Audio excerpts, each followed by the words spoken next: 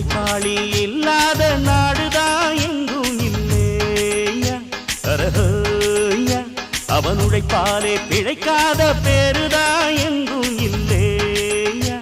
அரஹோயா அர சாமியோ சாமி அப்படி இருந்துட்டா காமி